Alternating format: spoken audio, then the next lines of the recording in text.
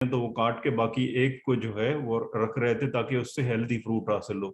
इस तरह की टेक्निक जो है इंशाल्लाह हम जो है मैंगो रिसर्च इंस्टीट्यूट मुल्तान से सुनेंगे। और इस तरह के जो वेबिनार हैं वो हमारे जो है ग्रोवर्स और एक्सपोर्टर्स के लिए बहुत ज़रूरी हैं। तो इंशाल्लाह मैं भी लर्नर में हूँ, तो उम्मीद करते हैं कि हम सब लर्न करेंगे और ये टेक्निक आइंदा साल के लिए जो है और मुस्तकबिल में जो है उसको करते हुए जो है बेहतर से बेहतर प्रोड्यूस हासिल करेंगे और हमारा पर यूनिट वैल्यू जो है हमें बेहतर से बेहतर मिलेगा। Thank you very much.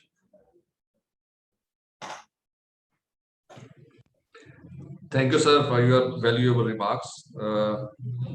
Without wasting time, I would invite Mr. Abdul Ghaffar Garewal. He is principal scientist in Mango Research Institute, Multan.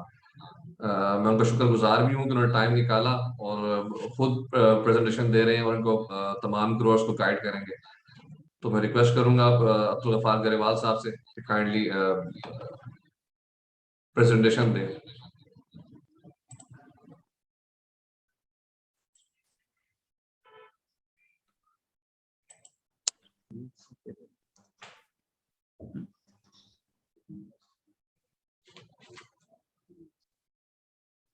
बिस्मिल्लाहिर्रहमानिर्रहीम।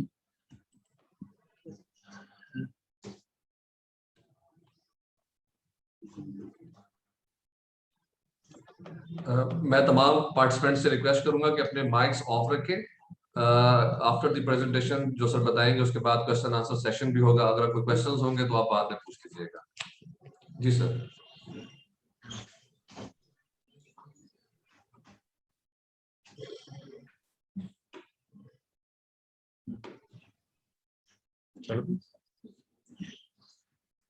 बिस्मिल्लाहिर्रहमानिर्रहीम। गिलानी साहब आ रही है आवाज मेरी? जी सर, आवाज आ रही है आपकी। चलें, ये स्लाइड भी आ रही है? नो सर, अभी विजिबल नहीं है। अच्छा,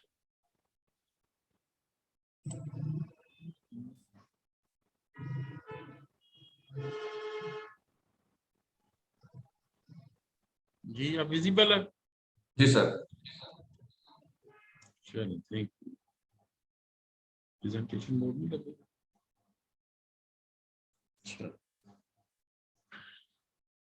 बहुत शुक्रिया राशिद गिलानी साहब और अब्दुल करीम मेमन साहब। मैं बहुत मशकूर हूँ आप दोस्तों का कि आपने ये प्लान किया और इस वेबिनार का जो है वो अरेंजमेंट किया। सब दोस्तों को बुलाया, दावत दी, बहुत से दोस्त कनेक्टेड हैं।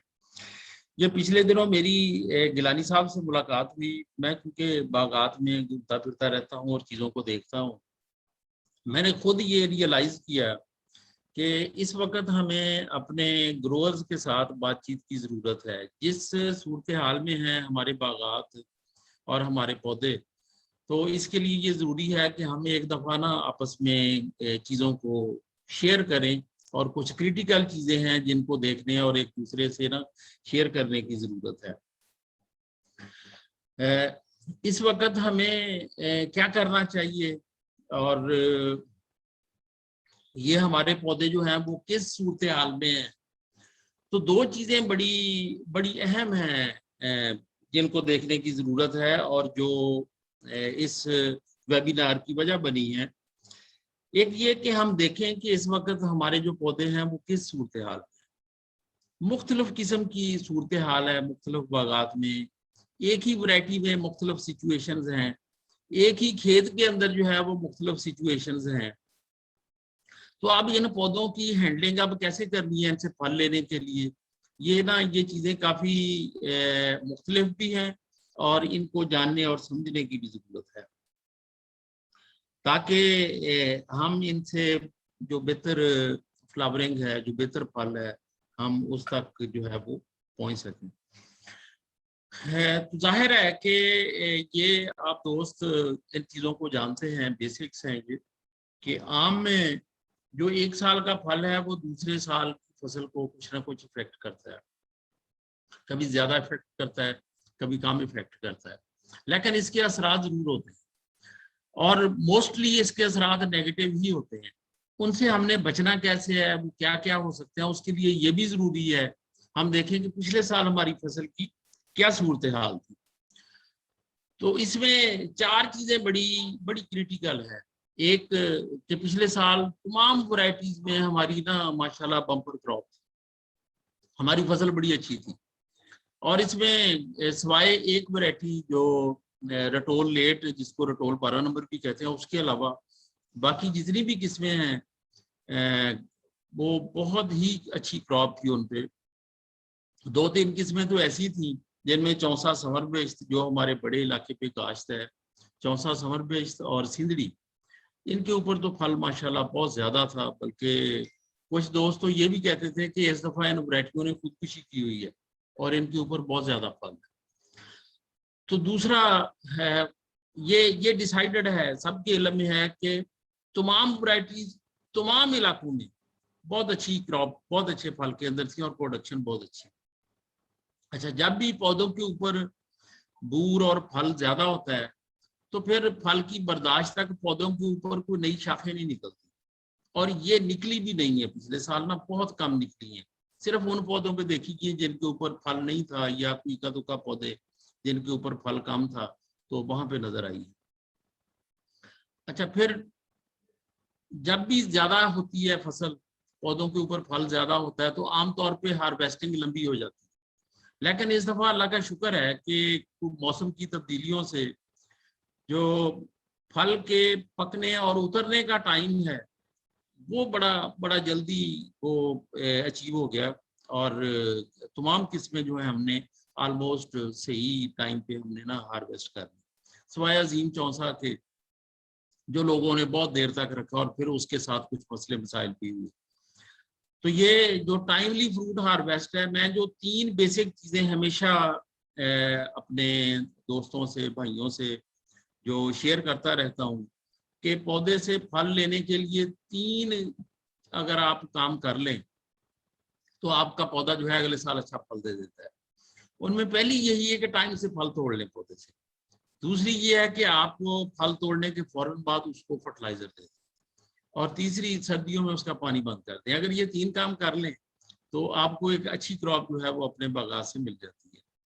अच्छा, फिर जो और अहम चीज इस दफा हमने देखी कि सनबर्न और हीट स्ट्रोक वो बहुत ज्यादा हुआ पौधों के ऊपर ना।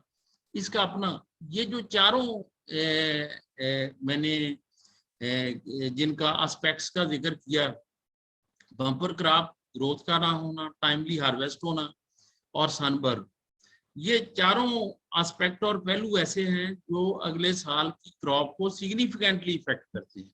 हम इसलिए इनको देख रहे हैं ताकि हमें आगे फिर अपने ऑर्चर्ड को देखने, उसको संभालने में जो है वो उसको समझने में आसानी रहेगी। अच्छा, ये तो थी, ये 4 पहलू ऐसे थे जो ना नेक्स्ट ईयर की क्रॉप को बहुत ज्यादा इफेक्ट कर सकते हैं। कुछ और दिलचस्प चीजें हैं जो पिछले साल से हमने देखी हैं और जो हमारे नोटिस में आई हैं। वो चिनाब गोल्ड, सफेद चौसा, सिंदड़ी, अजीम चौसा और 1-2 और किस्में हैं, छोटी छोटी हैं वो। इनका रेट बड़ा अच्छा रहा है और फसल बहुत अच्छी थी, पैदावार भी बड़ी अच्छी थी, लेकिन इन किस्मों का रेट मुतासर नहीं हुआ। ये हमें ना मार्केट में अच्छे रेट पे हम बेच पाए हैं। बाकी जितनी भी अर्ली वैरायटीज हैं, चौसा समर बेस्ड है, इन्होंने मार खाई है। इनकी ये कोई अच्छी वैल्यू फैच नहीं कर सकी।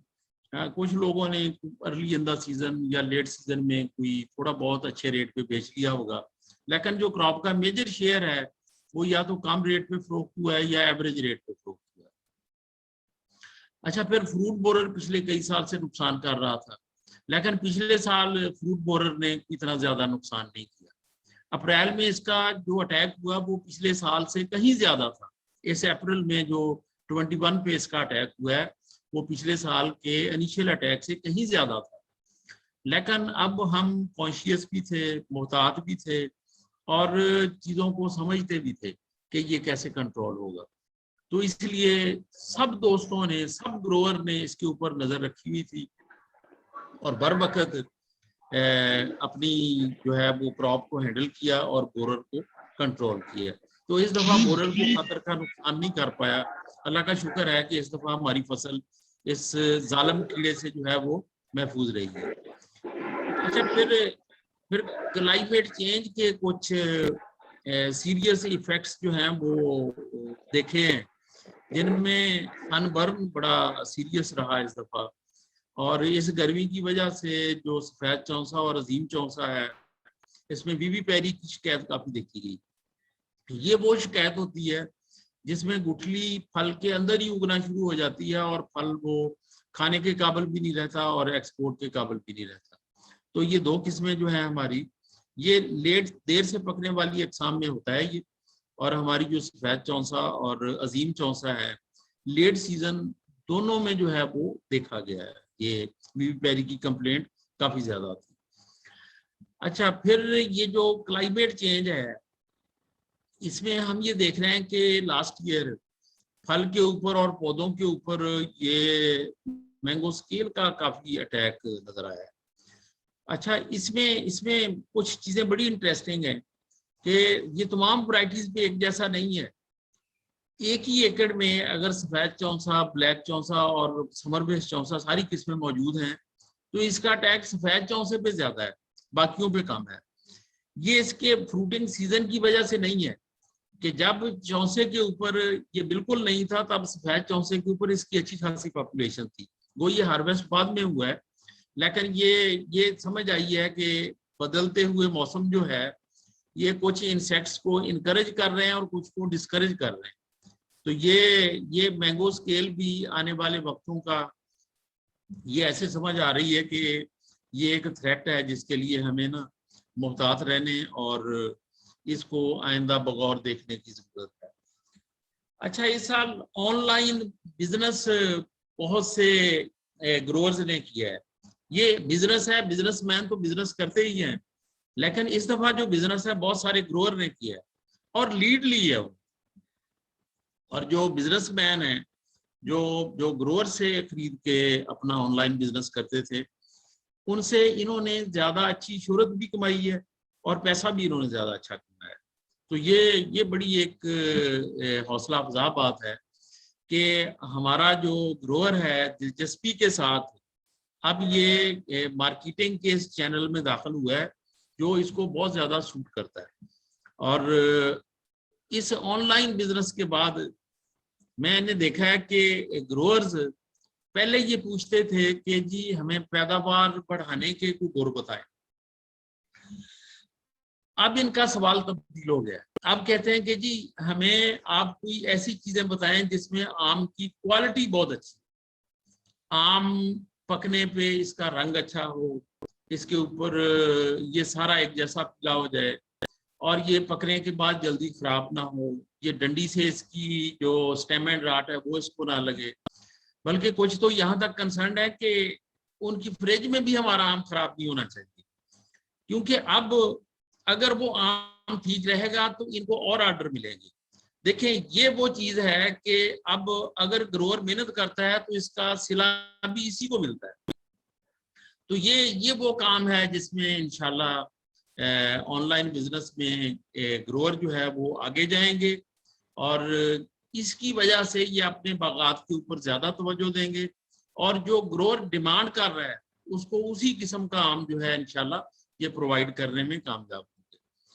तो इसमें ये ऑनलाइन बिजनेस में कुछ और दिलचस्प चीजें भी आई हैं कि इस साल सबसे महंगा जो ऑनलाइन आम बिका है वो अनवर अटोल है। इससे पहले अनवर अटोल की मार्केट अच्छी नहीं थी और इस ऑनलाइन बिजनेस ने और इस मार्केटिंग सिस्टम ने आम की सही क्वालिटी ग्रोअर तक पहुंचाई है और जिससे जो है वो अनवर अटोल की डिमांड बहुत बनी है। तो इस साल बागात लगाने के लिए आप ग्रोअर देख रहे हैं ये कि अनवर अटोल भी लगाया जाए और फ्यूचर में इसकी जो है वो रिक्वायरमेंट है और रहेगी।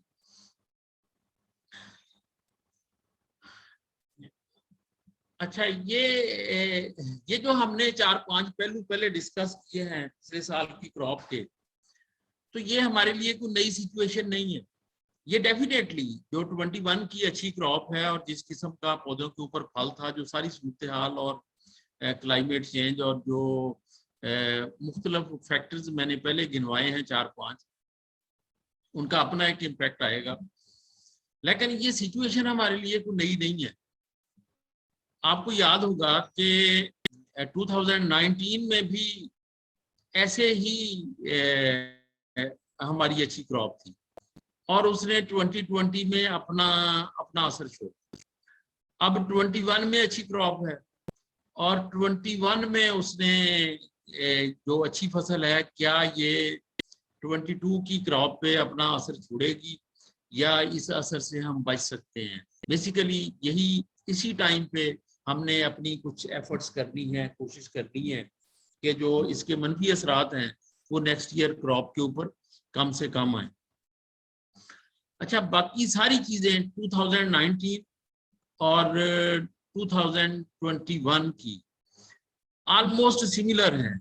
क्रॉप, फ्रूटिंग और ये क्रॉप पौधों के ऊपर लोड, उनकी ग्रोथ स्टेज, उनका इस वक्त का स्टेटस, बाकी चीजें सारी मिलती जुलती हैं। सिर्फ एक डिफरेंस है, 2019 में सनबर्न नहीं था, लेकिन जो इस साल की 21 की क्रॉप है इसमें सनबर्न की जो कंप्लेंट है वो काफी सीरियस है।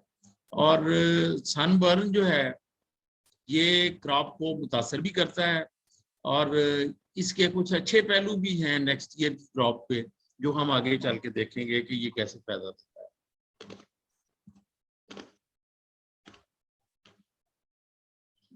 अच्छा, पिछले साल की जो क्रॉप है उसमें हमने ये 4 एस्पेक्ट देखे। बम्पर क्रॉप, फल की मौजूदगी में ग्रोथ का ना होना, क्लाइमेट चेंज की वजह से फल का जल्दी मैच्योर हो जाना और टाइमली टूटना, सनबर्न और हीट स्ट्रोक, ये 4 हैं। इनमें जो पहले 2 हैं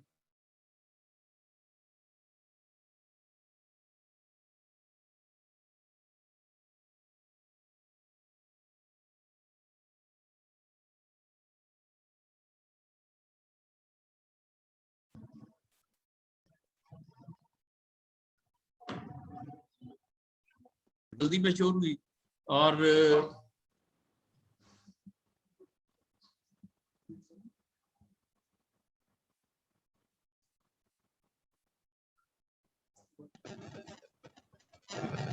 अच्छा, तो ये क्रॉप जो है वो जल्दी मैच्योर होगी और जल्दी हार्वेस्ट होगी। ये बड़ी एक पॉजिटिव वैल्यू है नेक्स्ट ईयर फ्रूटिंग के लिए। और इसी तरह जो है स्ट्रोक हुआ है इस साल, सॉरी 2 दफा हीट स्ट्रोक हुआ है। एक दफा मई में, ये 24 से 28 मई तक ये टेम्परेचर जो है वो 45 से लेके 48 तक रहा है। और दूसरा फिर मिड जून में 15 जून से 17 जून तक ये भी टेम्परेचर 48 तक गया है, 44, 45, 46, 47, 48। ये 43, 44 का जो टेम्परेचर है ये इसमें पौधा स्टेबल रहता है। 45 क्रिटिकल है, इसमें कुछ वैरायटीज जो है वो इफेक्ट होना शुरू हो जाती है। और 46, 7 और 8 इसमें ये हीट स्ट्रोक होता है, इसमें फल जो है वो मुतासर होता है, इसमें पौधे भी मुतासर होते हैं। तो ये दोनों जो हैं, ये जल्दी फल का टूटना और फल का हीट स्ट्रोक से मुतासर होना, इन दोनों से नेक्स्ट ईयर का जो फ्रूट है उसके आने का इम्कान ज्यादा होता है। सनबर्न से जो खड़ी हुई फसल है पौधे के ऊपर वो मुतासर हो जाती है और अगले साल की फसल जो है ऑलमोस्ट वो सिक्योर हो जाती है। तो ये अल्लाह ताला का निज़ाम है कि फल जब पौधे के ऊपर मौजूद होता है तो वो बहुत सारे ग्रोथ इनहिबिटर प्रोड्यूस करता है जो पौधे में नीचे चले जाते हैं और पौधे को जो है आइंदा वो फल से और नई पोट से भी रोकते हैं। लेकिन जब हीट स्ट्रोक होता है वो सारे के सारे हार्मोन जो हैं उस टेम्परेचर से वो डिग्रेड हो जाते हैं और उसके बाद फिर पौधा उनसे आज़ाद हो जाता है और पौधे के ऊपर ग्रोथ भी ठीक होती है और पौधा नेक्स्ट ईयर फल भी लेता है। और ये आपने नोट भी किया होगा कि जब भी हीट स्ट्रोक होता है और सनबर्न होता है, हम पौधों के ऊपर फल को जला हुआ देखते हैं, 10-12 दिन के बाद पौधों के ऊपर नई फूट निकलना शुरू हो जाती है। अगर फल ज्यादा हो तो वो कमजोर होती है और अगर फल हो तो वो जो है बहुत सेहतमंद और अच्छी भी हो सकती है। अच्छा जी, अब हमने किया क्या है, हमने इस साल अल्लाह की मेहरबानी और उसका करम रहा, क्योंकि क्रॉप अर्ली मैच्योर हुई, गो बहुत ज्यादा थी क्रॉप, लेकिन वो टाइमली हार्वेस्ट हो गई। अच्छा, उसके बाद हमने बर वक्त न्यूट्रिशन भी डाल ली, और जो नए पत्ते निकले फल तोड़ने के बाद उनको भी हमने प्रोटेक्ट किया। ये मैं देख रहा हूँ कि इस दफा बड़ी तवज्जो और लगन के साथ जो नए पत्ते हैं उनको बचाने की कोशिश की गई है। अच्छा, फिर अब वीड्स भी मैनेज कर लिए, फ्लोर मैनेजमेंट भी अक्सर बागात में नजर आता है कि ये हो गई है। और अब अक्टूबर के आखिर में या मिड अक्टूबर में आखिरी पानी लगा के अब पानी जो है वो भी रोक लिया है। अब तक के जो होने वाले काम हैं ये अक्सर बागात में ना ये नजर आता है कि ये हो गए हैं। ये आप सब दोस्तों की लगन, चीज़ों को बर वक्त चीज़ों को समझने, अच्छी फसलें उठाने और उनसे सही मुआवजा मिलने के ये नतीजे हैं कि दिलचस्पी जो है वो दोस्तों की बढ़ती जा रही है अब माशाल्लाह। इस वक्त जो सूरत हाल है इसमें अब हमें 4 किस्म के पौधे नजर आ रहे हैं। अच्छा, अब 4 तरह के पौधे हमें नजर आ रहे हैं। एक वो पौधे हैं जो फुली प्रिपेयर्ड हैं, तैयार हैं पौधे। इसमें हम देखते हैं, इसमें जो अर्ली वैरायटीज हैं वो सारी की सारी शामिल हैं। कुछ मिड सीजन वैरायटीज भी हैं, लेट सीजन भी हैं जिनके ऊपर कम फल था या फल नहीं था। ये बहुत सारी एक बड़ी पॉपुलेशन है पौधों की जो तैयार है इस वक्त नेक्स्ट ईयर क्रॉप के लिए। तो ये अल्हम्दुलिल्लाह, इसके साथ हमको अच्छा सलूक करें, को मजीद ना करें, तो ये पौधे अपनी कमिटमेंट शो कर रहे हैं कि हम ना नेक्स्ट ईयर जो है वो फ्लावरिंग के लिए तैयार है। अच्छा, ये पौधों की तादाद होगी कोई ऑलमोस्ट 30% के करीब मुख्तलिफ बागात में, प्लस माइनस थोड़ा बहुत हो सकता है। ओवरऑल फिगर जो है वो 30 प्लस माइनस में यही है। अच्छा, दूसरे डिफरेंट टाइप के पौधे हैं, ये वो पौधे हैं जिनके ऊपर नई ग्रोथ आई है लेकिन वो डिलेड है, वो लेट आई है। वो कब आई है? जब अक्टूबर के दूसरे हफ्ते में एक हीट वेव आई और गर्मी का स्पेल आया। ये सारी ग्रोथ उसके बाद आई है अक्टूबर में। और ये जो ग्रोथ है ये कुछ पौधों पे ये सेहतमंद है और कुछ पौधों के ऊपर जो है ये कमजोर है। इस तरह ये कमजोर ग्रोथ जो है ये भी एक क्वेश्चन मार्क होता है कि ये अगले साल इन शाखों के ऊपर पौधा फल ले पाएगा या नहीं ले पाएगा। अच्छा, दूसरे वो पौधे हैं जिनके ऊपर बहुत थोड़ी सी ग्रोथ आई है, तो उनके कहीं कहीं कोई ग्रोथ निकली हुई है और बाकी जो है वो पौधे उसी तरह खड़े हुए हैं। और चौथी कैटेगरी वो है जिनसे फल हमने हार्वेस्ट किया लेकिन उसके बाद उनसे कोई हमें ग्रोथ नहीं मिली। अब जितने भी हमारे खेत में पौधे हैं वो 4 किस्म के हैं, इन सब की मैनेजमेंट डिफरेंट है। ये मैं इसलिए बार बार इस पे जोर दे रहा हूँ और ये समझाने की कोशिश कर रहा हूँ कि वो पौधे जो अब जिनके ऊपर फोट जो है वो पक के तैयार हो गई है वो तैयार है, और जिनके ऊपर लेट ग्रोथ निकली है वो फल के लिए तैयार नहीं है। उन पे हमें तवज्जो देनी है कि उनको तैयार कैसे करना है। तीसरा वो पौधे हैं जिनके ऊपर ज्यादा ग्रोथ भी नहीं निकली, ग्रोथ भी थोड़ी निकली है और वो है भी कमजोर सी, उनके साथ हमने क्या सलूक करना है। फिर वो पौधे जिनके ऊपर कोई फोट निकली नहीं है फल तोड़ने के बाद, इस हीट वेव के बाद भी कोई नहीं निकली, उनके साथ हमने जो है वो क्या करना है। ये आप देखें, ये इस पौधे को देखें और आप अपने पौधे इससे कंपेयर कर लें। जितने भी इसके ऊपर जो फोट निकली हुई है वो पक गई है, तैयार हो गई है और ये नेक्स्ट ईयर फल के लिए तैयार है। ये दूसरा पौधा देखें, वैरायटियों के अपने अपने रंग होते हैं, तो ये भी तैयार है, इसके ऊपर भी नई फोट निकली है और पक के बिल्कुल तैयार हो गई है और ये फल के लिए जो है वो तैयार है। और इसी तरह देखें, ये बड़ी बर वक्त जो है वो ग्रोथ निकली और पौधा जो है वो फ्लश भी अच्छी है, सेहतमंद है, पत्ते भी बड़े हैं और ये फल के लिए तैयार है। अब ये दूसरी कैटेगरी है, इसको आप गौर से देखें कि ये अक्टूबर में जब हीट वेव आई तो उसके बाद ये ग्रोथ सारी हुई और ये कुछ जगह पे ठीक है, कुछ जगह पे कमजोर है, कुछ जगह पे इसके पत्ते पूरे हैं और साइज जो है वो अच्छा है, कुछ जगह पे ये वीक है और कॉम्पैक्ट है।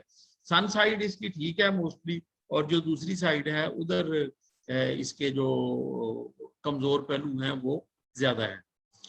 ये देखें, ये जो नई फोट अब निकली है वो दो तरह की शाखों के ऊपर है। ये फल वाली शाख है, ये वो शाख है जिसने फल उठाया हुआ था, और उसके ऊपर अब ये फोट निकली है। इसका रवैया जो है वो डिफरेंट होता है फल की तरफ, इसके फल लेने का रुझान डिफरेंट होता है।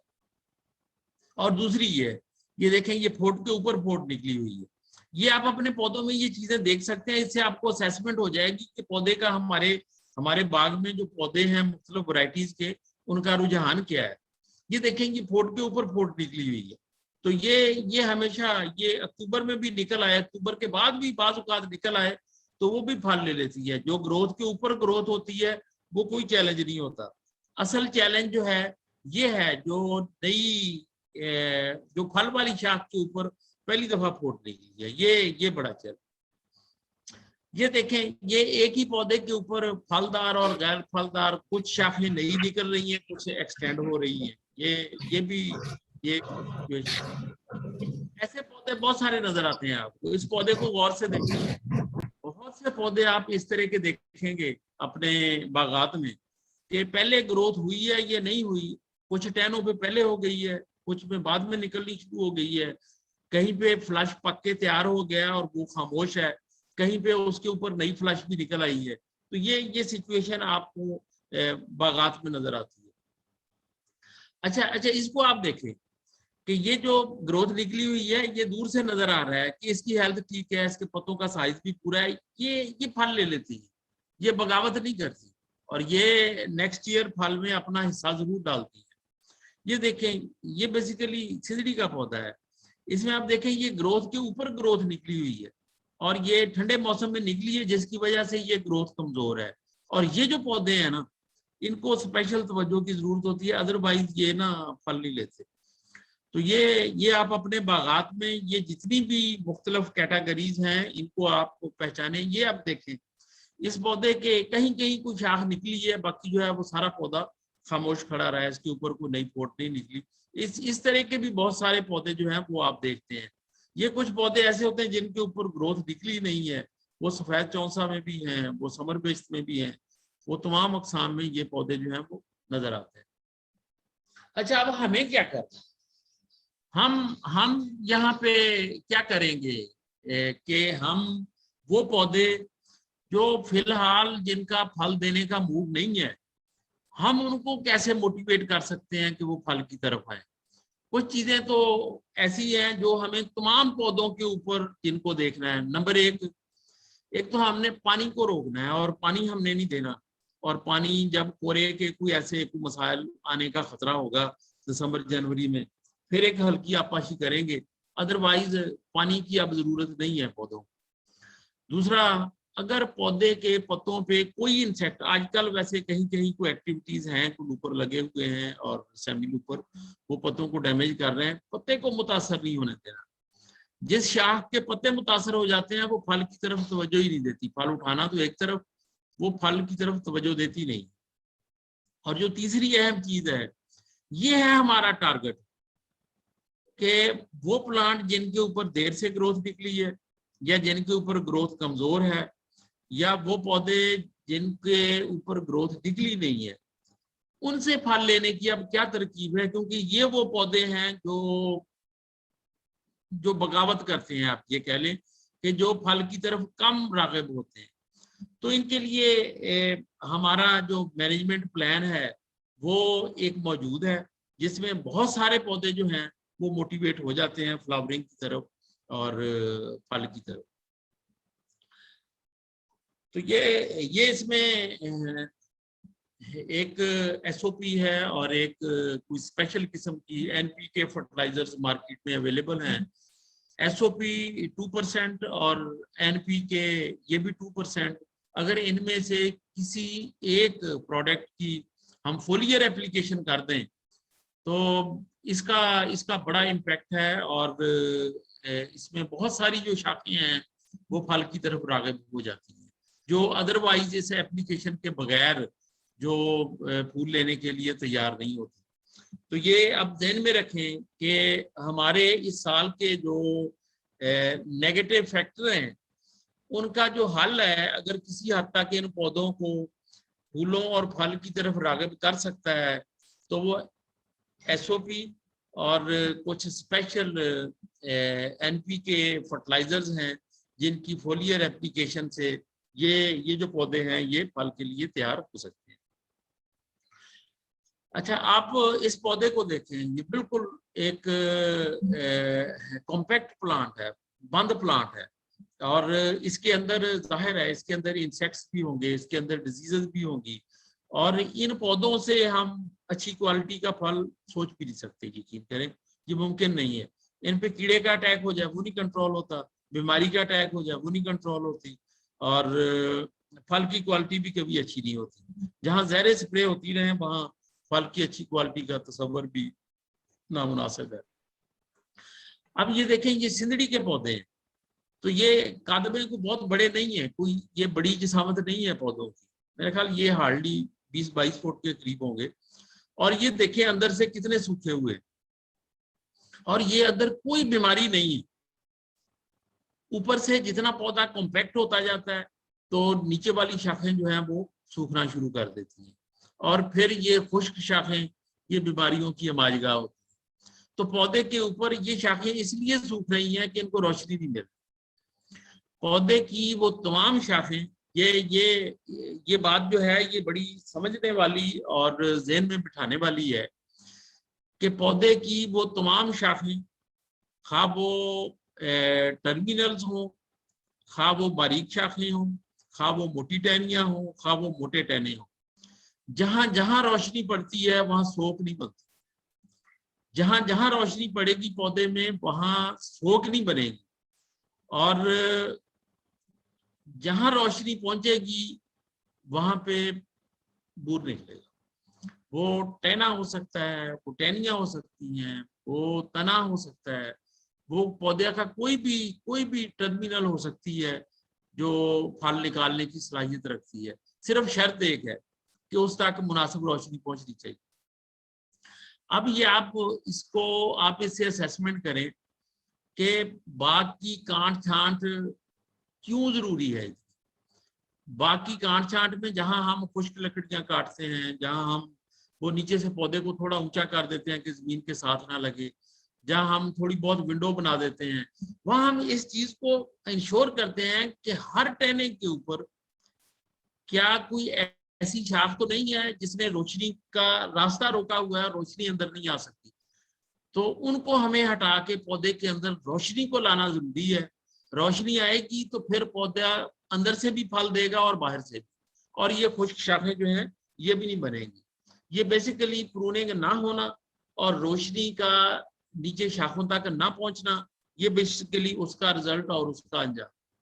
ये देखें, बड़े नौजवान पौधे हैं और बहुत देखने में बाहर से बड़े खूबसूरत लगते हैं, लेकिन अंदर से इनका हाल देखें कि कितनी बुरी हालत है। अब ये वही पौधा है जो हमने पहले देखा है, ये नीचे से काट दिया और इसकी अंदर से शाखें काट दी हैं। अब इसको आपको कुछ ना कुछ इसके जो है वो गैप्स नजर आ रहे हैं। ये देखें, ये वही पौधा है जिसकी कटाई की है। तो ये क्लोज व्यू इसका देखें तो इसके अंदर से आप रोशनी आर पार जो है वो नजर आ रही है। हमें पौधों को इसी तरह बनाना है कि हम पौधों के आर पार थोड़ा बहुत देख सकें, और दोपहर को पौधे का जो साया है वो बिल्कुल कॉम्पैक्ट नहीं होना चाहिए नीचे ना, उसमें धूप के जो है वो निशानात लाजमी होने चाहिए जमीन पे। अगर वो ना हो तो हमें ऊपर से शाखें काट के पौधे के अंदर रोशनी को पहुंचाना है। ये जो अमल है ये किसी भी इंसेक्टिसाइड से ज्यादा अच्छा है कीड़ों को कंट्रोल करने के लिए, और ये जो अमल है ये किसी भी फंजासाइड से ज्यादा अच्छा है ये बीमारियों को कंट्रोल करने के लिए। तो ये आप देख लें कि रोशनी के अंदर कितनी ताकत है। अब हमें ये अल्लाह ताला ने मुफ्त दी है हमें, तो हमें सिर्फ इतनी सी तकलीफ करनी है कि हमें इसके रास्ते बनाने हैं सिर्फ, ताकि ये पौधे में हर जगह पे पहुंच जाए, तो बाकी कीड़े और बीमारियां इससे खुद ही तल्फ हो जाएंगे और पौधा साथ अंदर से फल भी उठाएगा। ये देखें, एक क्लोज व्यू है इसी पौधे का प्रूनिंग के बाद। ये कुछ चीजें हैं जो ना क्लाइमेट चेंज के नतीजे में ना कोई जाहिर होना शुरू हुई। ये अजीम चौसा का फल है और ये अजीम चौसे के अंदर एक बड़ी खूबी ये है कि ये मिड अगस्त में तैयार हो जाता है। आप इसको आखिर अक्टूबर तक भी पौधों के ऊपर रखें तो ये बहुत कम गिरता है, ये खड़ा रहता है। लेकिन इसका होता ये है कि लेट सीजन में अगर मौसमी हालात कुछ ऐसे हो जाएं, जैसे सनबर्न हो जाता है या ह्यूमिडिटी ज्यादा हो जाती है या बारिशें हो जाती हैं या हम पानी देते रहते हैं फल के तैयार होने के बाद, तो फिर इसकी गुठली अंदर से उगना शुरू हो जाती है। जब गुठली अंदर से जमना शुरू होती है तो पहले ये जड़ें निकालती है और ये जड़ें गुदे के अंदर फैल जाती है और फल जो है गलना शुरू हो जाता है और ये खाने के काबिल नहीं होता। ये हमारी दोनों किस्मों के अंदर ये मसला है जो लेट है, अजीम चौसा है और सफेद चौसा है। तो ये इसकी सही वजह मालूम करने के लिए और इसके रोकथाम के लिए पाकिस्तान एग्रीकल्चर रिसर्च बोर्ड ने मैंगो रिसर्च इंस्टीट्यूट मुल्तान और एग्रीकल्चर यूनिवर्सिटी फैसलाबाद को एक जॉइंट प्रोजेक्ट दिया है जिसमें इस मसले को एड्रेस करने की कोशिश की जाएगी इंशाल्लाह आने वाले सालों में। ये देखें, आप इस आम को कहीं भी भेजें तो ये देखने के काबिल नहीं है, खाने वाली सूरत हाल तो बड़ी दूर की बात है। तो ये हमें देखना है कि इससे हमें बचना कैसे है। जब सनबर्न हो जाए फिर इसका ज्यादा इम्कान होता है। ये सनबर्न का नतीजा है, डायरेक्ट सनबर्न वाला फल नहीं है। तो इसकी वजह से जो है वो गुठली के अंदर जर्मिनेशन जल्दी शुरू हो जाती है। ये सफेद चौसे में भी होती है और अजीम चौसे में भी। खास तौर पे सनबर्न के बाद अगर हम 2-3 दफा इरिगेट भी कर दें इसको फल की मैच्योरिटी के बाद, तो फिर इस मसले में, इस प्रॉब्लम में ज्यादा शिद्दत आती है और ये ज्यादा खतरनाक हद तक बढ़ जाता है। अच्छा, अभी 4-5 चीजें हमने इस पूरी जो गुफ्तगू है उसमें देखी। नंबर 1 के पौधों की सबकी सिचुएशन एक जैसी नहीं है। सिचुएशन पौधों की डिफरेंट है। कुछ पौधे तैयार हैं, कुछ पौधों ने अब पिछले दिनों नई शाखें निकाली हैं, वो तैयार नहीं है। कुछ के ऊपर शाखें कमजोर हैं, कुछ की निकली नहीं है। तो बड़ा थोड़ा प्लांट मटेरियल है जो हमारा 100% तैयार है, बाकी सारा ट्रांजिशनल फेज में है। इसका हमने सोचना है। इसका जो हल है वो नीचे मैं ये आपको एक्सप्लेन करता हूँ। अच्छा, डिलेड जो ग्रोथ है, ये इसकी अभी भी हमें इसके ऊपर तवज्जो देने की जरूरत है, क्योंकि अभी ये इतनी मैच्योर नहीं हुई कि इसको कीड़े डैमेज ना कर सके। अगर इसके ऊपर कुछ हुंडियां हमलावर हैं तो आप देखें और उनका जो है वो आप अजाला करें। पत्ते ही पौधे को तैयार करते हैं, शाख को तैयार करते हैं फल के लिए। अगर पत्ते तंदुरुस्त नहीं होंगे, पत्ते कमजोर होंगे और साइज में छोटे होंगे या किसी कीड़े से मुतासर हो जाएंगे, तो फिर उसके ऊपर हम क्रॉप का सोच भी नहीं सकते। हमारी असल फूड फैक्ट्री पत्ते हैं, इनका तहफ़्फ़ुज़ हमारी बड़ी जिम्मेदारी है। अच्छा, फिर आगे ये 3 मुख्तलिफ तरह के पौधे हैं। ऐसे पौधे जिनके ऊपर बड़ी देर से पोट निकली है, ऐसे पौधे जिनके ऊपर कमजोर सी पोट है, वो जल्दी निकली है या ताखीर से निकली है, और ऐसे पौधे हैं जिनके ऊपर पोट नहीं निकली या बहुत ही कम है कहीं कहीं, तो उसको हम कह सकते हैं कि इसके ऊपर नई ग्रोथ नहीं है। तो ये जितने भी पौधे हैं इनके ऊपर अगर 2% SOP और एक NPK के डिफरेंट ब्रांड है मार्केट में, तो इसका जो मास्टर ब्रांड है वो 5-15-45 है। नाइट्रोजन 5% और फास्फोरस 15%, पोटाश 45%। इसकी 2% एप्लीकेशन बहुत यूजफुल है।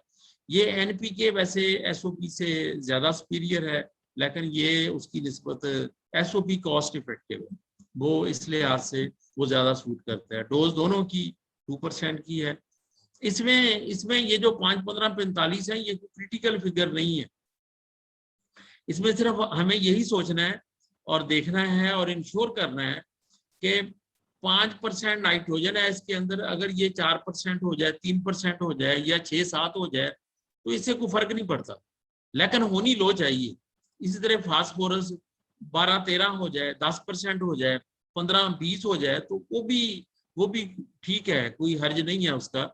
इसी तरह पोटाश है, ये 40 से 50 तक ये ठीक है, ज्यादा कम ये ना सूटेबल नहीं है। यानी इसमें हमें NPK ऐसी चाहिए जिसमें नाइट्रोजन कम, फास्फोरस की मुनासिब मिकदार और पोटाश की अच्छी मिकदार जिसमें मौजूद है। ये वो एलिमेंट हैं जो कमज़ोर शाखों को, पुरानी शाखों को और कच्ची शाखों को ये फल की तरफ लाने में अपना बड़ा अच्छा किरदार अदा करते हैं।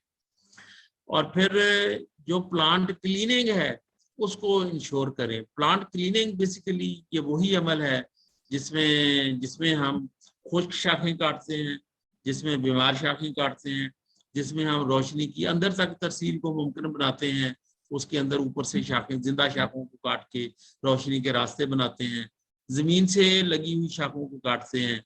तो ये इस तरह पौधे को साफ करना कि उसके ऊपर कोई ऐसी शाख ना बचे जो पौधे के ऊपर बोझ हो और बीमारी का बायस बने, तो इसीलिए इसको क्लीनिंग कहते हैं। और इन सब से अहम जो शाखें आपने काटनी हैं वो शाखें जरूर काटनी है जिसके बाद पौधे के अंदर रोशनी जो है वो पौधा अंदर से रोशन, तो पौधा अंदर से रोशन होगा तो वो फिर बाहर से भी फल लेगा, अंदर से भी लेगा। तो ये रोशनी का निज़ाम जो है वो ठीक करने का दूसरा नाम मेरे नज़दीक ये प्रूनिंग है। बाकी जो कमज़ोर बीमार शाखें हैं इनका तोड़ना तो एक फितरी सी अमल है। Thank you very much. ये मैंने सोचा था कि आधे घंटे से ज़्यादा वक्त नहीं लूँगा, लेकिन ये मुझे लगता है कि 5-10 मिनट ज़्यादा हो गए। तो आप दोस्तों के जो सवाल हैं उनका ये मैं हाजिर हूँ। जी गिलानी साहब, ओवर। थैंक यू सर, आपकी काफी कम्प्रीहेंसिव प्रेजेंटेशन थी। आई थिंक पार्टिसिपेंट्स ने काफी गेन भी किया होगा। अब मैं रिक्वेस्ट करूंगा सबसे कि अगर कोई क्वेश्चन है तो they can ask.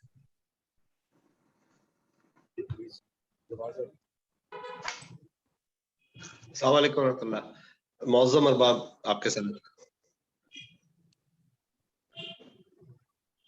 Ji sir, आवाज आ रही है? सर मेरा सवाल जी, आपने फरमाया कि विंटर में इसका पानी बंद कर देना चाहिए, तो अक्टूबर विंटर के कितने टेम्परेचर पे और कितने पानी बंद करना है? जी, पंजाब में जो इसका क्रिटिकल टाइम है वो जब पौधे अपनी ग्रोथ मुकम्मल कर लें तो उसके बाद पानी की जरूरत नहीं होती। तो इसमें अक्टूबर विंटर नहीं होता, लेकिन अक्टूबर के अंदर ही पानी का बंद करना जो है वो ज्यादा बेहतर है। जब अक्टूबर में पानी बंद करते हैं तो वो जो स्ट्रेस है वो सबसे ज्यादा अहम है पौधों को नेक्स्ट ईयर क्रॉप के लिए मोटिवेट करने के लिए। ये टेम्परेचर से इतना इसको आप रिलेट ना करें, इसको आप अपने पौधों की ग्रोथ से ज्यादा रिलेट करें कि पौधों की ग्रोथ जब मुकम्मल हो जाए अक्टूबर में, पौधों के पत्तों का साइज पूरा हो जाए, तो फिर वो मिड अक्टूबर हो या अक्टूबर का तीसरा हफ्ता हो या फोर्थ हो तो आप बंद कर दें। अक्टूबर के बाद अलबत्ता किसी भी सूरत हाल में आपाशी मुनासिब नहीं है। नवंबर दिसंबर खास तौर पे, दिसंबर के आखिर में तो की जा सकती है, नवंबर सारा खुश्क होना जरूरी है ताकि पौधे फल के लिए तैयार हो सके। जी थैंक यू सर। मेरा क्वेश्चन है जी। जी जी सुन रहा हूँ। जी मेरी आवाज आ रही है?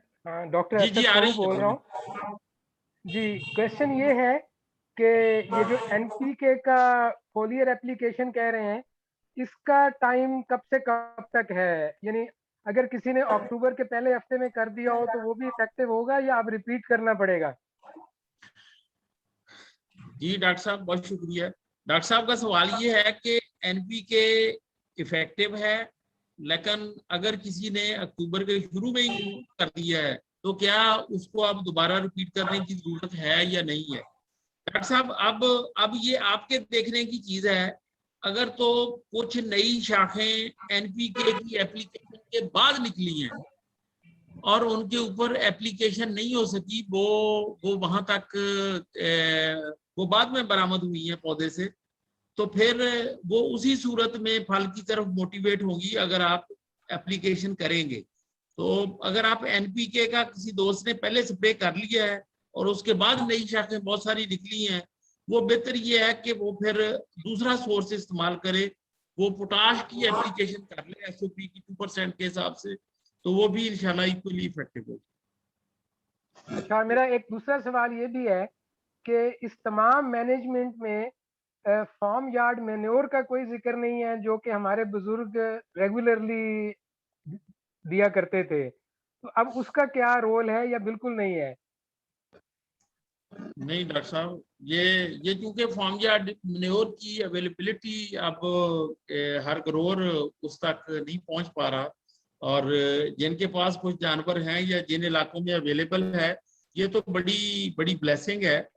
फार्म यार्ड मैन्योर की कोई पक्का टाइम टेबल अब नहीं है, आप इसको किसी वक्त भी डाल सकते हैं, और जब आप इसको पानी देते हैं बाग को अप्रैल से ऑनवर्ड, तो उस वक्त इसकी एप्लीकेशन की जा सकती है।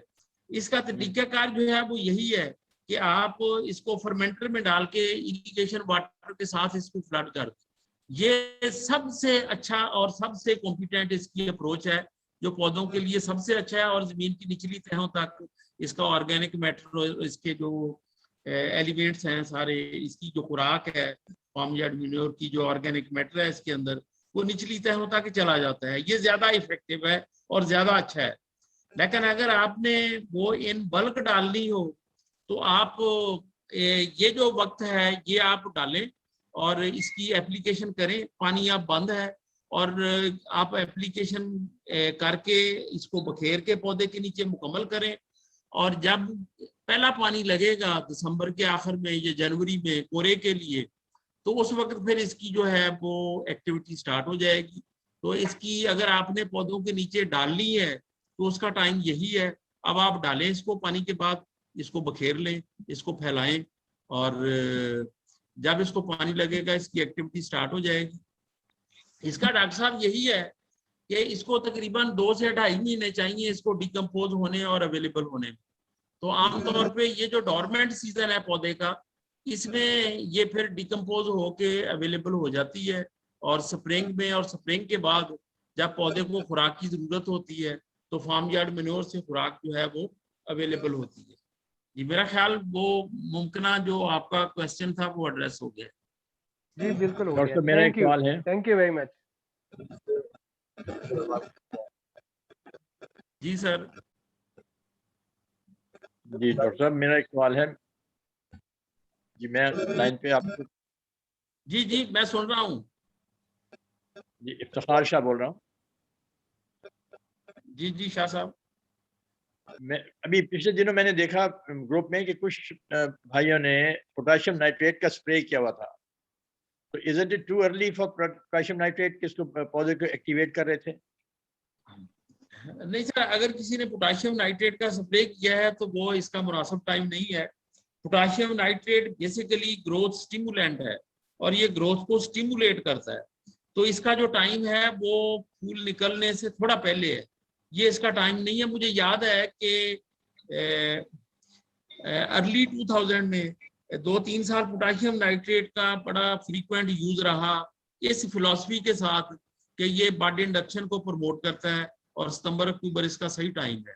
तो उसका नतीजा ये निकला कि 2-3 साल ये दिसंबर में और नवंबर में फूल निकल आते थे। तो ये अगर हम इसको रूटीन में पौधों के ऊपर यूज करते हैं सितंबर अक्टूबर में फॉर बड इंडक्शन, तो फूल जो है क्योंकि ये ग्रोथ स्टिमुलेंट है और इससे जो आंखें निकलना शुरू हो जाती हैं, तो जिनके अंदर फूल बन जाते हैं जिन आंखों में, वो फिर दिसंबर में और नवंबर में ही निकल आते हैं, जो बाद में सर्दी से मुतासर हो जाते हैं।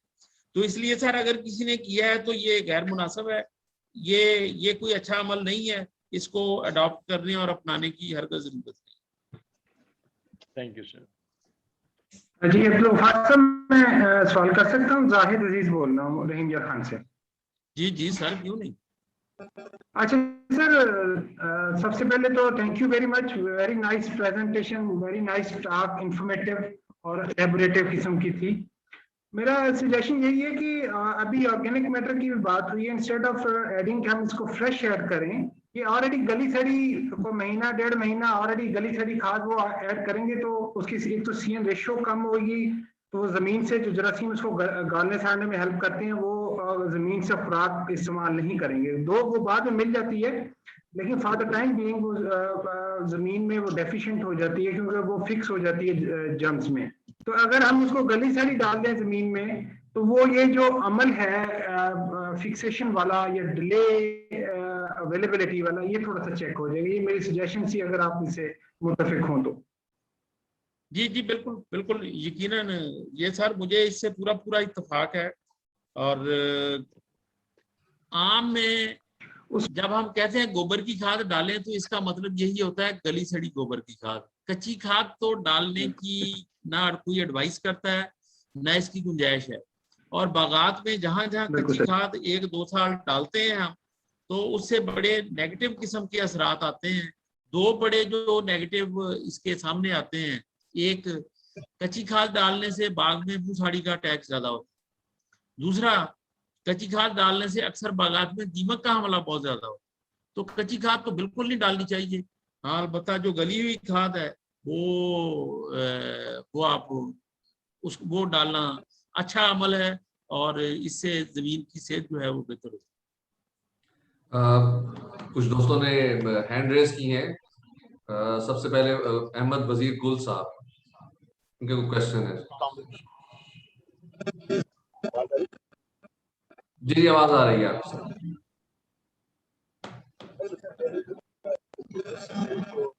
आपकी आवाज क्लियर नहीं आ रही, डिस्टॉर्शन है। जी अब है। मैंने कहा एक तो सर ने बताया है कि कंप्यूटर का वो पहले जो नेटवर्क क्लास का हम लोग क्या फिर वो भी करना पड़ेगा तो बेहतर। सेकंड मेरा ये है कि आप कह रहे हैं कि आ जाते वो तो हमारा क्या है तो उसका भी कहते हैं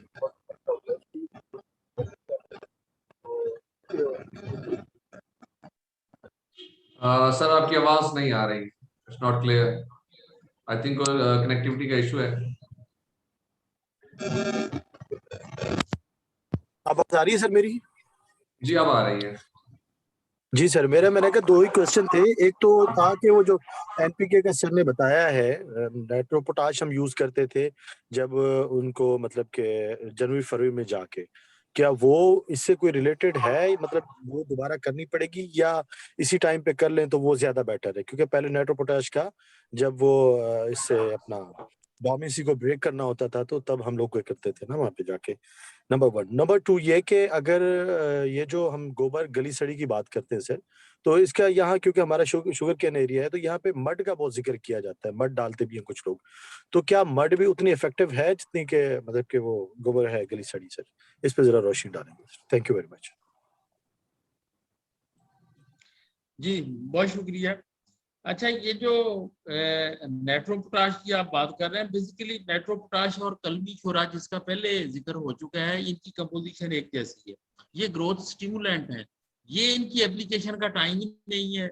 इनकी एप्लीकेशन का जो टाइम है ये स्प्रिंग में है। तो इसलिए ये तो क्वेश्चन ऑलरेडी एड्रेस हो चुका है और इसकी मेरे ख्याल में डिटेल में जाने की जरूरत नहीं है कि ये इस सीजन में मुनासिब नहीं है। और इस सीजन में जो चीजें हैं, आप देखें नाइट्रोफास में नाइट्रोजन और पोटाश है, और हम जिस एप्लीकेशन की तरफ जा रहे हैं उसमें नाइट्रोजन बड़ी मिनिमम सी है। उसमें बेसिकली फास्फोरस और पोटाश है जो यूटिलाइज हो रही है बर्ड्स की मैच्योरिटी के लिए। तो ये तो पहले भी क्लियर है। अब मेरा ख्याल मजीद कुछ क्लैरिफिकेशन होगी। बाकी गोबर का हमने जिक्र किया। प्रेस मड हर बंदे को तो अवेलेबल नहीं है, इसलिए प्रेस मड के ऊपर को बहुत ज्यादा काम भी नहीं हुआ। लेकिन कुछ बागात के अंदर डली है और लोगों का ख्याल है कि इसका जो इम्पैक्ट है वो अच्छा है। लेकिन 2-3 ऐसे जिम्मेदार भी मिले हैं मुझे जो 3-4 साल से डाल रहे हैं, और वो कहते हैं कि 3-4 साल के बाद इसने पौधे को नेगेटिवली मुतासर करना शुरू किया है और पौधों के ऊपर जो डिक्लाइनिंग के सिम्टम है वो आने शुरू हो गए। तो लेकिन मेरा कोई ऐसा प्रेस मड के साथ कोई बड़ी इंटरेक्शन और एक्सपीरियंस नहीं है। अगर आप डाल रहे हैं और आपके पौधे ठीक हैं तो शायद फिर उस बंदे की मिसअंडरस्टैंडिंग होगी। अगर आप मुसलसल नहीं डाल रहे हैं तो फिर मेरे ख्याल उसकी राय को थोड़ी वेटेज हमें देनी चाहिए। तो इसको मुसलसल कम से कम ना डालें, इसको एक्सपीरियंस कर लें। जी हसनैन हैदर साहब हमारे रीजनल डायरेक्टर हैं। He wants to comment or ask some questions. Sir, please. अस्सलाम वालेकुम जी, हसनैन लगा मेरा नाम है, डायरेक्टर टी डैप। Thank you sir Abdul Gaffar साहब, आपसे पिछले दिसंबर में भी इंटरेक्शन रही सर, तब भी बहुत मजा आया सर, अब भी बहुत लर्न किया है सर आपकी प्रेजेंटेशन से, थैंक यू सो मच। मेरा सर एक तालिब इल्माना सवाल है सर, जो विजडम जो हम देहाती माली कहते हैं कि जी आप बेशक बागों के अंदर जो है ये जो घास की वैरायटियां होती हैं, जॉर्डल, बरसीम और इस तरह की, ये बेशक उगा लें, इसका कोई नुकसान नहीं होता। तो इसके बारे में सर आप क्या फरमाएंगे सर, ये इज दैट एडवाइजेबल, या ये बिल्कुल बस वो जिस तरह एक कन्वेंशनल विजडम चल रहा है वो ही चल रहा है sir? Thank you very much. जी सर, बहुत शुक्रिया। एक तो आपने एक्नॉलेज किया कि हम हर दिसंबर में इकट्ठे होते हैं, इस दफा दिसंबर में भी इकट्ठे होंगे, लेकिन दिसंबर से पहले भी हम मिल गए हैं। चले सर, ये जो विजडम है कि हम सर्दियों में या दीगर मौसम में भी जो चारा जात हैं ये हम लगा सकते हैं और इनका कोई हर्ज नहीं है, बल्कि कुछ लोग तो कहते हैं इनका जो है वो पॉजिटिव इम्पैक्ट है और पौधों की सेहत ज्यादा अच्छी होती है। तो ये बेसिकली क्रॉप्स का कोई इतनी प्रॉब्लम नहीं है। मैंगो के साथ जो छोटी क्रॉप्स हैं जिनका कद छोटा होता है और जो पौधे से नीचे ही रहती हैं, उनकी पौधे को कोई बड़ी तकलीफ नहीं है। जो तकलीफदेह चीज है वो पानी है, कि जब आम को पानी नहीं चाहिए तो आप पानी दे रहे हैं। अगर आप पौधे के रूट सिस्टम को पानी से दूर रख के अपनी क्रॉप जो है उसको चला सकते हैं, तो फिर इस पे ना हमें कोई इतराज है ना आम के पौधे को इतराज है। लेकिन अगर आप उस वक्त पानी दे रहे हैं जब आम के पौधे को पानी नहीं चाहिए, तो ये पानी जो है ये बेसिकली ये खराबी का बायस बनता है। बाकी क्रॉप से हमें कोई बड़े गिले शिकवे किसी भी क्रॉप से नहीं है जो सर्दियों में या दीगर किसी मौसम में लगती है। तो यही बस चीज एक देखने वाली है कि जो पानी है, ये मैं सर ये हमेशा इस बात पे बहुत जोर देता हूँ कि जो पौधे की सेहत है इसका जितना भी ये डिपेंडेंट है सॉइल की हेल्थ पे, और जो सॉइल की हेल्थ है ये डिपेंडेंट है इरिगेशन। बाकी सारी चीजों को एक तरफ रखें, तो इसलिए जो इरिगेशन है इसको मैं तमाम प्रैक्टिस में इसको शुमार करता हूँ। ये किंग प्रैक्टिस है, ये इंडिपेंडेंटली चलती है, ये किसी के पीछे नहीं चलती, सब इसके ऊपर डिपेंडेंट है, ये किसी पे डिपेंडेंट नहीं है। जब भी हम इसको डिपेंडेंट बनाते हैं तो पौधों की हेल्थ जो है वो खराब होती है। तो इसलिए इन क्रॉप्स को अगर मैच्योर ऑर्चर्ड है तो अवॉइड करना चाहिए, ताकि हम जो है वो इरिगेशन उसको रोक सकें सर। जी सर, थैंक यू सर, बहुत मेहरबानी, थैंक यू। मंसूर हलाल साहब क्वेश्चन पूछना चाह रहे थे।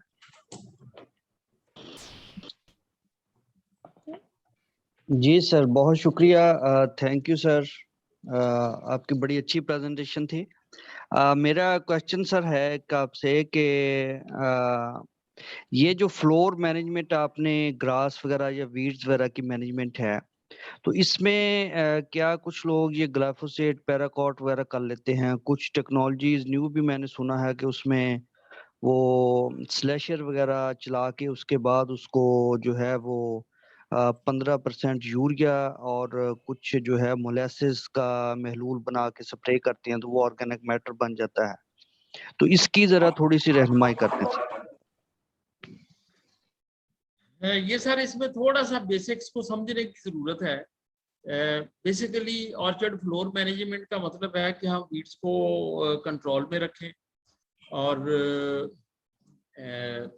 जमीन को कोई ज्यादा जड़ी बूटियां जो हैं वो इसकी न्यूट्रिशन को यूटिलाइज ना कर सकें और सर्दियों में एज ए कवर क्रॉप ज्यादा काम ना कर सकें।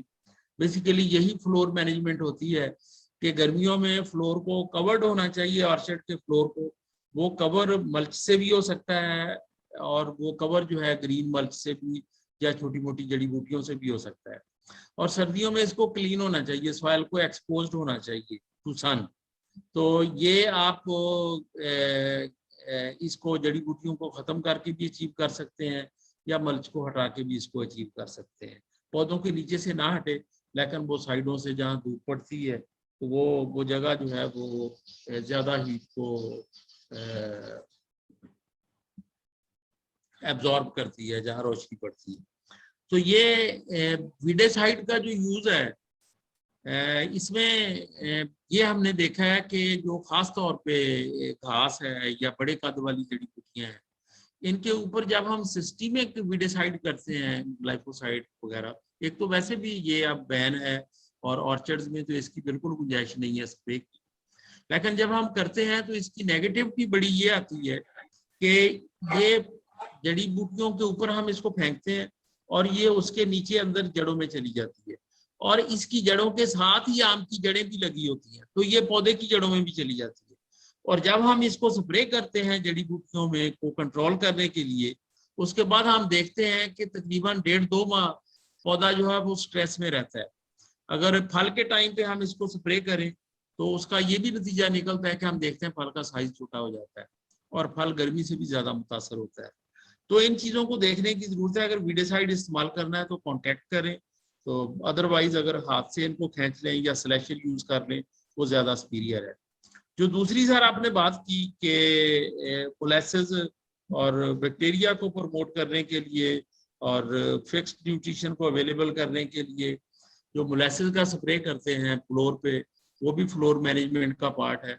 तो इसमें ज्यादा अहम चीज एक और है, हम बैक्टीरिया को इंट्रोड्यूस तो कर रहे हैं जमीन के ऊपर, क्या हम जमीन के ऊपर उन कंडीशंस को इंश्योर भी कर रहे हैं जो इसकी मल्टीप्लिकेशन को और इसकी सर्वाइवल को यकीनी बनाती है? यकीनन नहीं।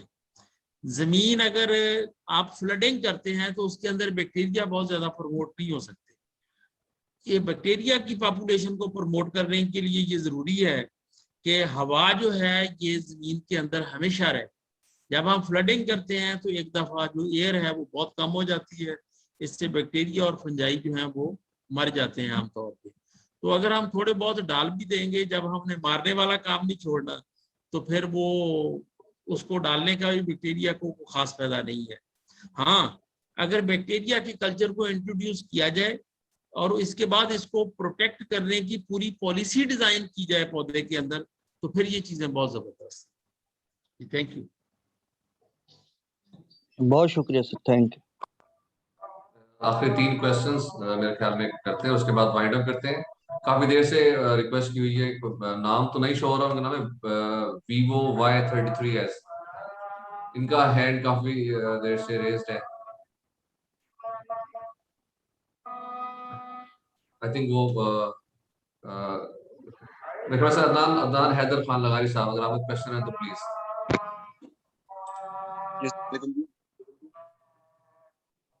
अस्सलामुअलैकुम जी। वालेकुम अस्सलाम सर। अस्सलामुअलैकुम जी। वालेकुम अस्सलाम सर। आवाज आ रही है जी? मेरा एक सवाल है। जी सर, हम सुन रहे हैं, आप बताएं। जी, मेरा एक सवाल है। मैंने ये एक्शन के बारे में पूछना था कि एक्शन के बारे में क्या आपका ख्याल है? जी सर, ठीक है। ये बेसिकली एक ऐसे केमिकल के बारे में पूछ रहे हैं जो जिसका नाम है पेक्लोब्यूटाजोल, और इसमें बहुत सारे नाम से प्रोडक्ट मार्केट में अवेलेबल हैं। वो हम किसी का नाम नहीं लेते, लेकिन बेसिक केमिस्ट्री जो है ये पेक्लोब्यूटाजोल है। वो पूछ रहे हैं इसको डालना चाहिए या नहीं डालना चाहिए। ये सारे इसके ऊपर बहुत लॉन्ग एक्सपीरियंस है, और लॉन्ग एक्सपीरियंस की समरी यही है कि ये बहुत क्रिटिकल है और इसको ना ही डालें तो बेहतर है। और इसको डालने के लिए जितनी इसकी जो सेफ लिमिट, जितना बैंड नैरो है, उन चीज़ों को शायद वो मुमकिन नहीं है कि हम प्रिसाइजली देख सकें। ये किसी ऐसे इलाके में कमर्शियली यूज नहीं किया जा सकता मैंगो में जहाँ नाइट टेम्परेचर सर्दियों में 4 के करीब होता हो। हाँ, उन कंट्रीज के लिए ये ठीक है जहाँ जो नाइट टेम्परेचर है वो सिंगल डिजिट में नहीं आता, नंबर 1। नंबर 2, जो इससे भी अहम बात है कि इनको हम उन पौधों में डाल सकते हैं जिनकी जो एक तो टेम्परेचर का ध्यान रखते हैं, दूसरा उन पौधों में फिर डाल सकते हैं जिनकी हाइट 20 फुट से कम है। जो पौधे ज्यादा बड़े होते हैं उनकी टॉप तक नहीं पहुंचता, फिर ये तने के अंदर जो है ये जाइलम में फंस जाता है, जाइलम को चोक करता है और फिर पौधे ऊपर से सूखने शुरू हो जाते हैं। मतलब कादावर पौधे उनमें नहीं डाला जा सकता और वहां नहीं डाला जा सकता जहां सर्दी ज्यादा होती है।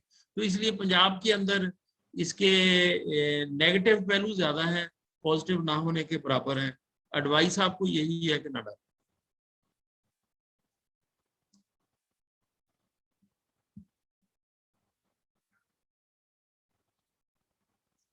सर जो आसिफ अली साहब ने चैट बॉक्स में क्वेश्चन पूछा हुआ है, उसका आंसर भी यही था जो आपने अभी दिया। मैंने सर चैट बॉक्स तो देखा ही नहीं। वो कोई पूछ रहे हैं कि एक है पीबीजी, उसके बारे में जी पूछना चाह वही रहे है, हैं। वही है, यही चीज है, पेक्लोब्यूटाजोल ही है। जी। मेरे ख्याल में आप शायद लास्ट क्वेश्चन एक बार फिर पूछना चाह रहे हैं जाहिद अजीज साहब, अगर है तो काइंडली पूछ लें, फिर उसके बाद इसको वाइंड अप करते हैं। जी शॉर्ट क्वेश्चन है सर। अब्दुल गफ्फार साहब, ये माइक्रोन्यूट्रिएंट्स का आइडियल टाइम क्या है स्प्रे का सर? Thank you. जी बहुत शुक्रिया। ये आपने जो सवाल पूछा है ये बड़ा अहम और बड़ा दिलचस्प है, और यकीनन आप इसको मेरा ख्याल कुछ ना कुछ जानते हैं और आपने दोस्तों की इंफॉर्मेशन के लिए पूछा है। लेकिन जो फोलियर एप्लीकेशन है ना किसी भी माइक्रोन्यूट्रिएंट की, वो पत्तों में वो एक्टिव फोलिएज या जहां पे एक्टिविटी हो रही है वहां से इसकी एब्जॉर्प्शन होती है। मैच्योर लीव से उसके ऊपर इतनी स्ट्रॉन्ग वैक्स है कि उसके अंदर इसके आना इनटेक नहीं होता। जब नए पत्ते निकल रहे हो या फल की ग्रोथ हो रही हो तो उस वक्त आप इन चीजों की एप्लीकेशन कर सकते हैं और वो एब्जॉर्ब हो जाती है। जब पत्ते एक दफा मैच्योर हो जाएं या डार्मेंट हो जाएं तो उसके बाद ये चीजें हम डालते हैं तो पौधे के ऊपर ही पड़ी रहती है, इनका इनटेक नहीं होता। Thank you sir. Last question Naveed Akram Gujjar साहब हैं, he wants to ask a question. जी सर, मैंने पूछना ये था कि अभी जैसे नवंबर जो है ये स्टार्ट हो गया है, कुछ फार्मर अभी भी जो है इसको इरिगेशन कर रहे हैं बागात को, और कुछ फर्टिलाइजर भी डाल रहे हैं। इसका आने वाले साल में क्या इम्पैक्ट आएगा उनकी फ्रूटिंग के हवाले से? जी सर, सवाल बाकी दोस्त भी सुन ले। सवाल ये है कि इस वक्त बहुत से दोस्त अभी इरिगेशन जारी रखे हुए हैं और कुछ ऐसे हैं जो न्यूट्रिशन भी डाल रहे हैं। तो सर इसका जवाब यही है कि इरिगेशन का तो टाइम नहीं है। अगर आप इरिगेशन आप करेंगे तो इसके नेगेटिव इफेक्ट पॉजिटिव नहीं होंगे। दूसरा जो है जो न्यूट्रिशन है, अगर तो फास्फोरस और पोटाश डाल रहे हैं तो उनका कोई नेगेटिव इफेक्ट नहीं है इस वक्त।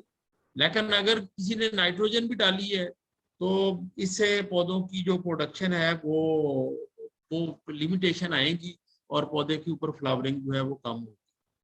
तो फास्फोरस और पोटाश में कोई हर्ज नहीं है, इसका कोई नेगेटिव इम्पैक्ट नहीं है।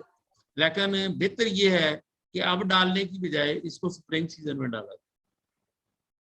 जी जज़ाकल्लाह सर, मैं शुक्रगुजार हूँ आपका। आपने काफी कम्प्रीहेंसिव प्रेजेंटेशन दी और काफी हमारे ग्रोअर्स के जो क्वेश्चंस थे उनको एड्रेस किया। एंड आई होप कि हम नेक्स्ट सेशन भी नवंबर में करेंगे, नवंबर एंड में, तो जो फर्दर हम इनको गाइड कर सके तो वो इनको इन्फॉर्मेशन भी प्रोवाइड करेंगे। मैं आपका शुक्रगुजार हूँ। मैंगो रिसर्च इंस्टीट्यूट की जो बाकी मेंबरान है, आपकी पूरी टीम का, स्पेशली तारिक मलिक साहब का जिन्होंने मुझे गाइड भी किया और मिलजुल के हमने कोशिश की कि ये ऑर्गेनाइज कर सकें। Sir thank you very much. अस्सलाम वालेकुम। बहुत शुक्रिया।